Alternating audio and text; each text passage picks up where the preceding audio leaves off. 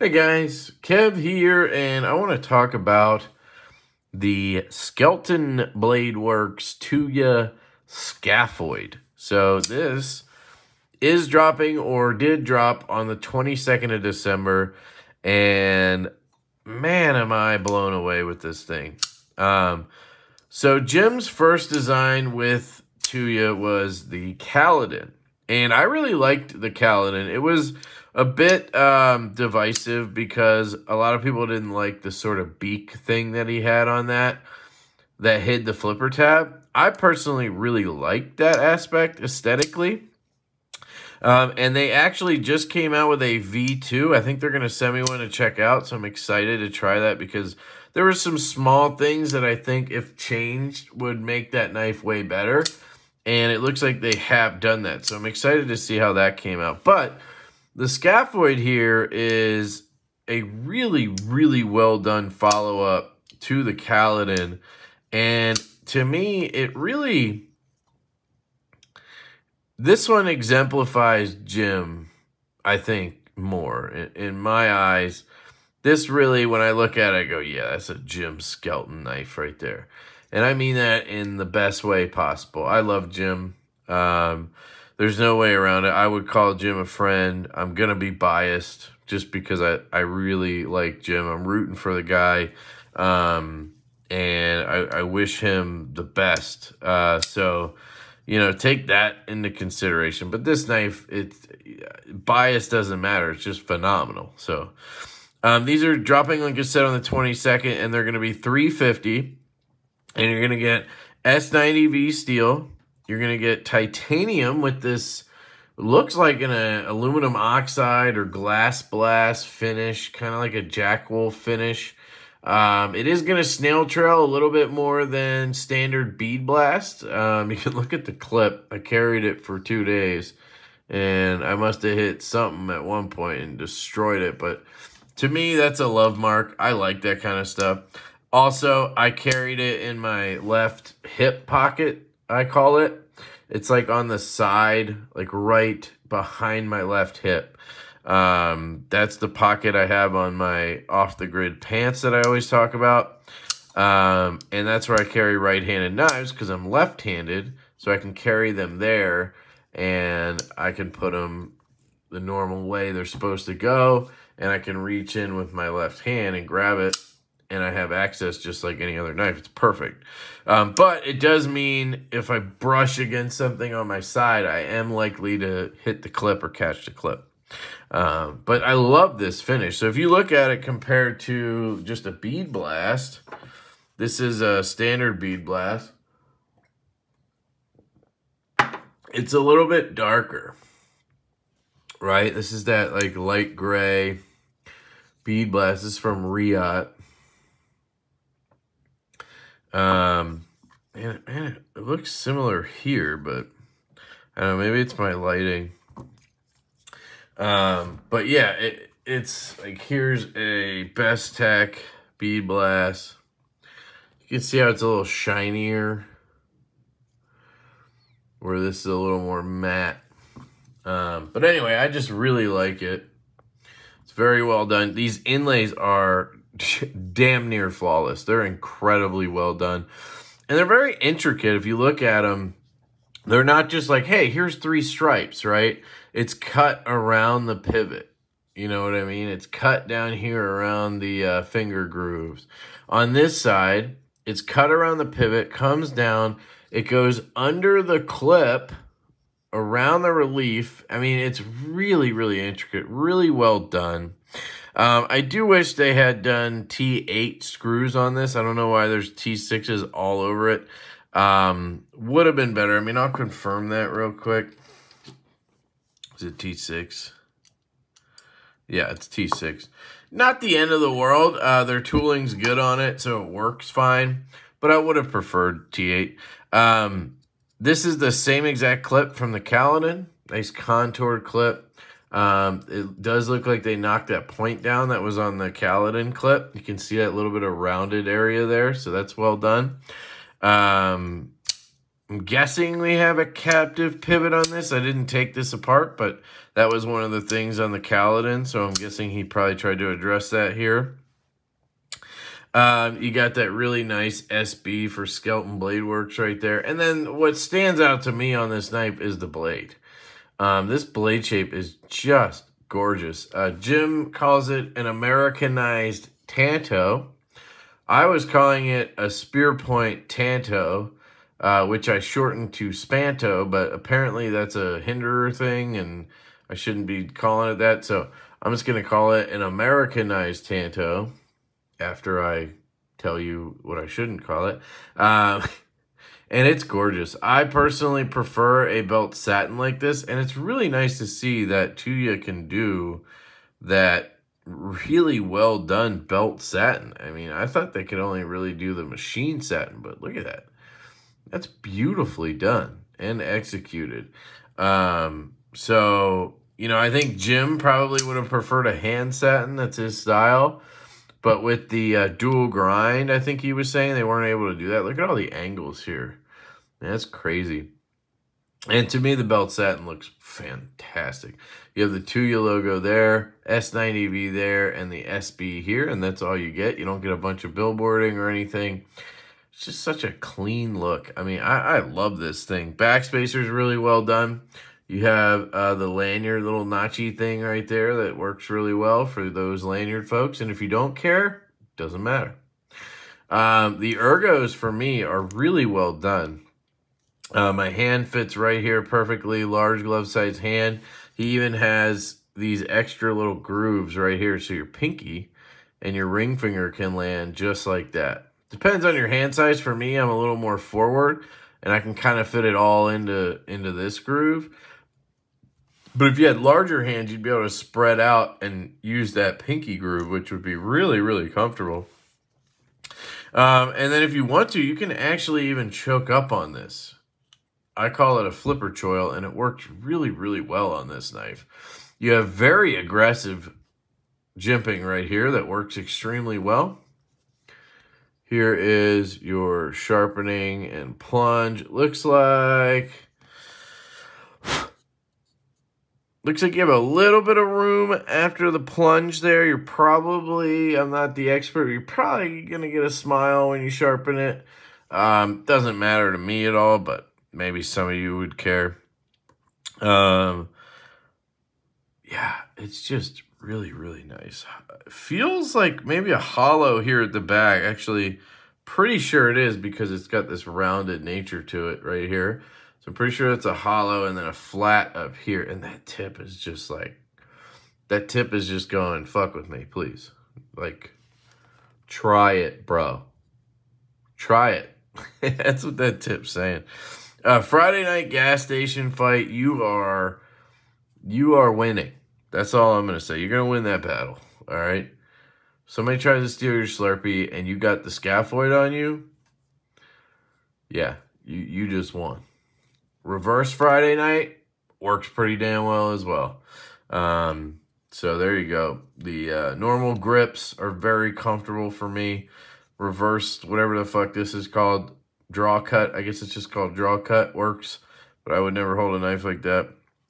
Left-handed, this knife is really, really good. You do have the frame lock there, but my finger just never naturally lands in a bad spot. The detent on this is absolute money.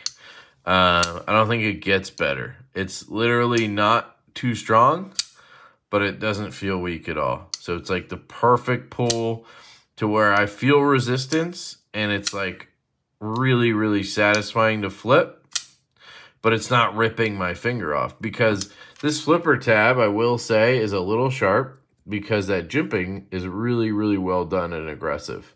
And you have this sort of point right here. It's not really a point. It's just the jimping really grabs you. And I could see maybe if you were a bitch that over time, if you flip this like 1,000,000 times in a day, maybe it would hurt. But I have flipped this like 100 times today, and it doesn't hurt my finger. So, but I do kind of have a callus there from flipping knives like a monster. So there's that. Lock bar access is fantastic. You have this little bit of cut right here, chamfer on both sides. You get in there and you have choices. So Jim is kind of on record as saying doing this move is stupid and people only do that for Instagram. I would beg to differ. I do that just at my house offline.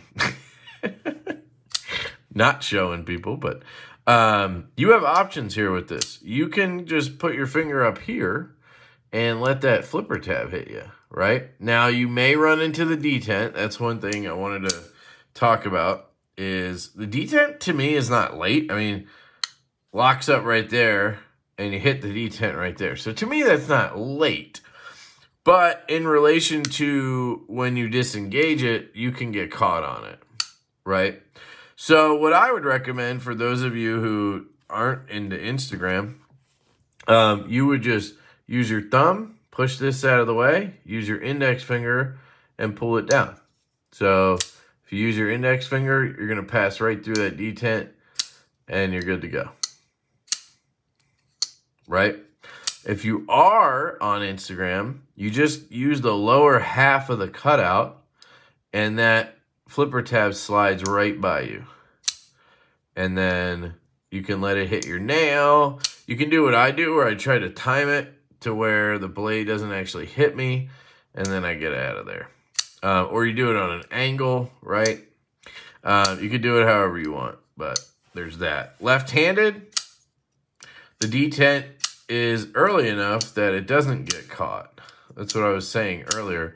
It's not that the detent's late, it's just that the flipper tab hits you kind of early when you're up here. So you just got to back it down a little bit. So left-handed, I disengage, and that blade just comes right down. No problem at all. Doesn't hang up on anything. Just, I mean, absolute butter. No side to side. I haven't spine whacked it or anything. I know that that's kind of stupid. No failure on that. Nice. Glad because I didn't test it beforehand. I really didn't want to have to hit up Jim and ask him about that. Relief cut is external, but I carried this all day today and yesterday, and no problem going in my pocket or out of the pocket. Dead nut centered, beautiful. And man, that flipper tab, the action is just so good. Watch it close. Like it's not a guillotine, but it's butter. Like it is so stinking smooth. And then listen to that lock up when that detent clicks. It's got a great detent sound, which is something important to me. Some knives I love don't have that. Like the Berg Blade Sweeney. Love this knife. When I close it, it has a little bit of a thud. Hear that? No, it may be hard for you to tell. It has a little bit of a thud. This one, crisp. Click. Oh, just perfection. This is my favorite knife from Jim so far. Absolutely crushed it. Home run. Jim's a flipper only guy. It's, you know, I'm not saying every knife he comes out with is going to have flipper only, but it is definitely something he likes, and he's not going to let it, you know, everybody's into the multi-deployments and the hole flicking and all that shit, and that's just not Jim's styles, and he's not going to change. If you know Jim, you know he's not going to change. And I respect the absolute shit out of that. Jim is an OG. He's one of the best in the game, and I love the man. So I'm really happy for him.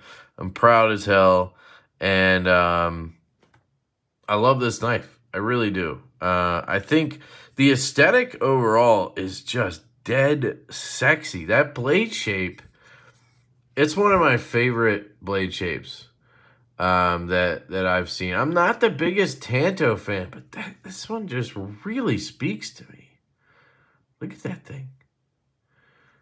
I don't know, guys. It's a beautiful knife. And then the execution from Tuya is very impressive. They've definitely upped their game. You can tell. They've been getting better and better as they go along. So let me just compare. So it does look like the same. No, it doesn't. See, this is the Tuya Mutt. This is another one they came out with this year. And look, you can see this is a darker matte type finish. So I don't know if Jim asked for that. I could probably ask him, but I don't know if he asked for that or what. But this looks like a standard bead blast. This looks like more of that oxide finish, aluminum oxide finish or whatever. I really like that. So that was a great choice here just to differentiate it a little bit, you know. Yeah, it's just beautiful. It comes in a case. So I believe this is, yep, here's the case, Scaphoid. Hopefully I'm saying that right. There's the item number, I guess, S90V, manual satin finish. So belt satin, titanium, and carbon fiber. And usually Tuyas come with a little Tuya card from Dave Warren, but I think this came directly from Jim. Well, it did. He sent it to me. It says Kev, which is awesome. I don't think there was anything under here. There was a paper in here. Let me just make sure there's nothing in here he wanted me to cover. Not available yet. Will be available on the 22nd. He didn't want to go back-to-back with the Kaladin V2s, which came out. They're out already, so if you're interested in the V2 Kaladin, check that out. It is based on the fixed blade model he has, the Scaphoid, which, damn. I actually have an order in with him for a fixed blade, and probably should have done that one. It was heavy. Focus was heavy on ergos, again, like the Kaladin, which did a really good job. Notice the little pinky scallop. See? Beautiful. S90V was chosen for amazing edge retention and high corrosion resistance. Compound grind is why they aren't hand rubbed. See? Knew it. He loves a hand rub. Well, we all know Jim likes a hand rub, you know what I'm saying? I wanted to highlight the separate grinds, not blend them and hide them, which I agree. It would look a little goofy. It was all hand rub. It was a great choice, dude. Lanyard opening is hidden again. Only variant is this one with the 2x2 twill carbon fiber and bead blast. So it just says bead blast, so maybe I'm just seeing shit. He added the carbon fiber to this side because he hates a boring frame lock side. I agree. And they will be in stock. It's a live release, so there's no pre-order is what he's saying. You guys can order these, and they will ship to you immediately. And they'll be available at SkeltonCustoms.com. So I'm going to link that down below. SkeltonCustoms.com. It'll be linked in the description and the comments. If you want to pick one of these up, go there, pick it up off of Jim. It's going to be $350 right there. And then he did mention that he looked into US OEMs, and it would have been more than $600 to do the knife as is. And there's no guaranteeing the quality would be the same because this is really fucking good. And so he wanted to have it be sub 400, and that's why he went with Tuya. And it's hard to argue that. I've been through that myself, so but appreciate the explanation. So there you go, guys. That's the Scaphoid from Tuya, Skelton Bladeworks design, and Jim killed it. Yeah, just really, really good. So check it out. I'm going to highly recommend this guy. Link is down below. Great job, Jim. I love you guys. I hope you have an absolutely fantastic day, and I will catch you later.